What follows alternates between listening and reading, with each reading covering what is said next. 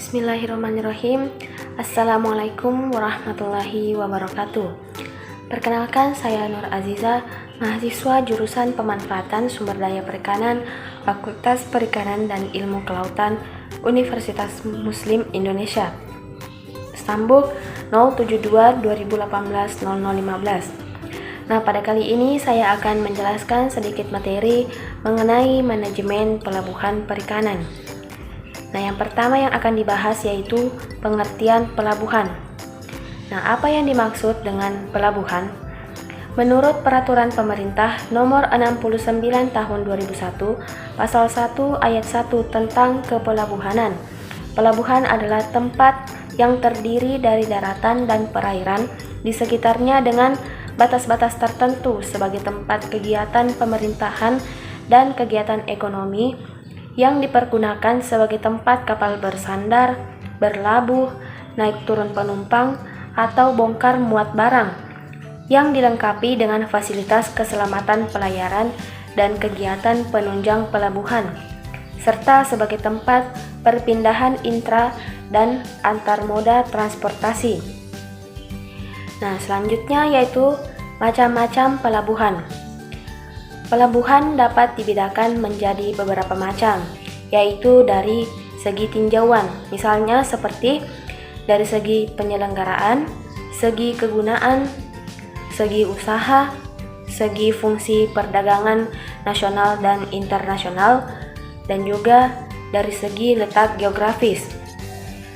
Kemudian untuk segi penyelenggaraan dibedakan menjadi dua, yaitu pelabuhan umum dan juga pelabuhan khusus.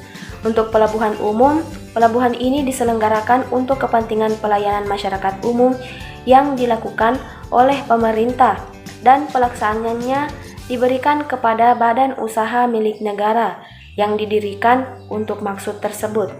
Nah, yang kemudian yaitu pelabuhan khusus. Pelabuhan ini merupakan pelabuhan yang digunakan untuk kepentingan sendiri guna menunjang suatu kegiatan tertentu dan hanya digunakan untuk kepentingan umum dengan keadaan tertentu dan dengan izin khusus dari pemerintah. Kemudian dari segi kegunaan, yang pertama yaitu pelabuhan barang, kedua pelabuhan penumpang, ketiga pelabuhan campuran, yang keempat yaitu pelabuhan minyak, yang kelima pelabuhan ikan, dan yang terakhir yaitu pelabuhan militer. Nah, untuk pelabuhan barang, pelabuhan ini mempunyai dermaga yang dilengkapi dengan fasilitas untuk bongkar muat barang. Nah, yang kemudian yaitu untuk pelabuhan penumpang, seperti halnya pelabuhan barang. Pelabuhan penumpang juga melayani bongkar muat barang, namun pada pelabuhan penumpang, barang yang dibongkar cenderung lebih sedikit. Kemudian untuk pelabuhan campuran, nah pelabuhan campuran ini lebih diutamakan untuk keperluan penumpang dan juga barang. Nah, sedangkan untuk minyak biasanya masih menggunakan pipa mengalir. Kemudian untuk pelabuhan minyak. Nah, untuk pelabuhan minyak ini merupakan pelabuhan yang menangani aktivitas pasokan minyak. Nah, selanjutnya yaitu pelabuhan ikan. Pelabuhan ini lebih difungsikan untuk mengakomodasi para nelayan. Nah, yang terakhir yaitu pelabuhan militer. Untuk pelabuhan ini biasanya lebih cenderung digunakan untuk aktivitas militer. Nah, selanjutnya yang akan dibahas yaitu dari segi usaha tadi. Maka dari itu yaitu jika ditinjau dari segi pengusahaannya, maka pelabuhan ini dapat dibedakan menjadi dua, yaitu yang pertama, pelabuhan yang diusahakan. Pelabuhan ini sengaja diusahakan untuk memberikan fasilitas-fasilitas yang diperlukan oleh setiap kapal yang memasuki pelabuhan dengan aktivitas tertentu, misalnya seperti bongkar muat, menaik turunkan penumpang, dan lain-lain sebagainya. Nah, kemudian yang kedua yaitu pelabuhan yang tidak diusahakan. Untuk pelabuhan ini biasanya hanya merupakan tempat singgah kapal tanpa fasilitas bea cukai, bongkar muat, dan lain-lain sebagainya. Kemudian dari segi fungsi perdagangan nasional dan internasional. Untuk pelabuhan ini, jika ditinjau dari segi fungsi dalam perdagangan nasional dan internasional, maka dapat dibedakan menjadi beberapa. Nah, yang pertama yaitu pelabuhan laut. Pelabuhan laut adalah pelabuhan yang bebas dimasuki oleh kapal-kapal berbendera asing. Nah, yang kemudian yang kedua yaitu pelabuhan pantai. Pelabuhan pantai adalah pelabuhan yang lebih dimanfaatkan untuk perdagangan dalam negeri. Kemudian selanjutnya yaitu jika ditinjau dari segi letak geografisnya. Ditinjau dari segi letak geografis, pelabuhan ini dapat dibedakan menjadi beberapa yaitu sebagai berikut. Yang pertama, pelabuhan buatan. Pelabuhan buatan adalah suatu daerah perairan yang dilindungi oleh pengaruh gelombang dengan membuat bangunan pemecah gelombang atau biasa disebut dengan breakwater yang merupakan pemecah perairan tertutup dari laut dan hanya dihubungkan oleh satu celah yang biasanya berfungsi untuk keluar masuknya kapal. Nah, kemudian yang kedua yaitu pelabuhan alam. Untuk pelabuhan alam ini merupakan daerah perairan yang terlindung dari badai dan gelombang secara alami, misalnya oleh suatu pulau, jazirah atau terletak di teluk, estuari, dan juga muara sungai. Kemudian yaitu pelabuhan semi alam. Pelabuhan semi alam ini merupakan campuran antara pelabuhan buatan dan juga pelabuhan alam. Kemudian yang akan kita bahas yaitu sistem pelabuhan.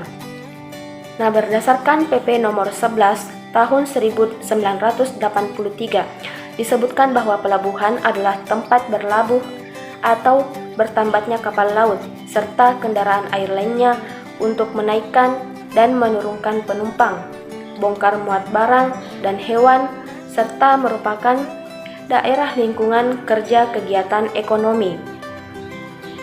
Kemudian yaitu fungsi pelabuhan. Sebagaimana pengertian sistem pelabuhan menurut PP nomor 11 tahun 1983, maka pelabuhan ini mempunyai beberapa fungsi, yaitu antara lain sebagai berikut. Nah, yang pertama yaitu interface.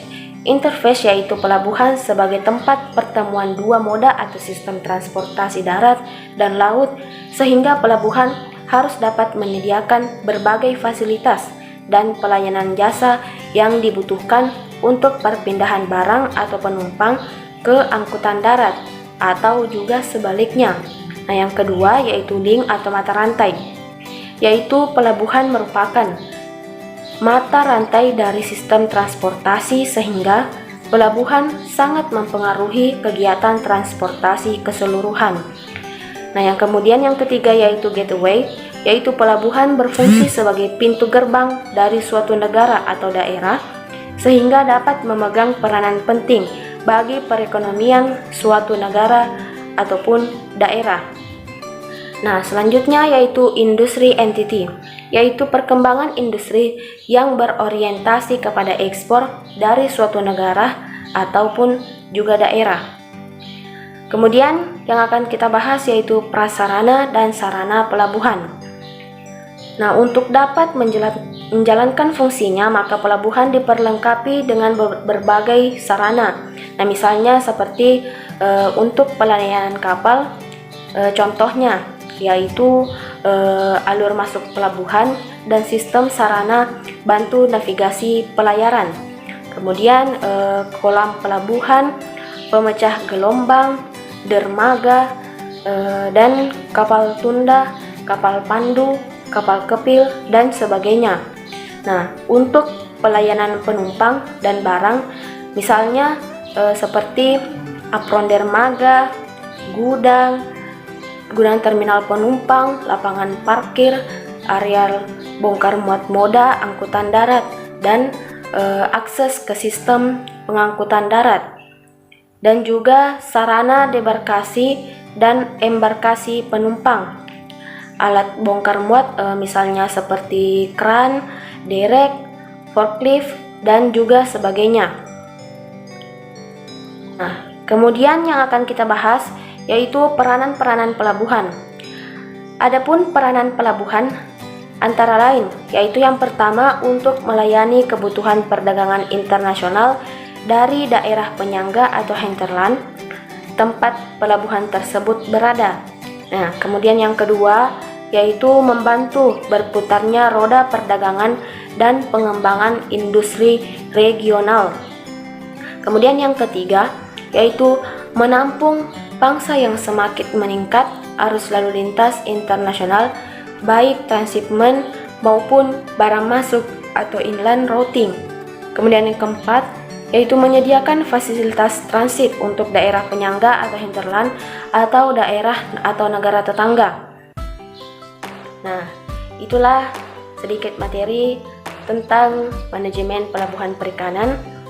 Maka dari itu saya ucapkan terima kasih.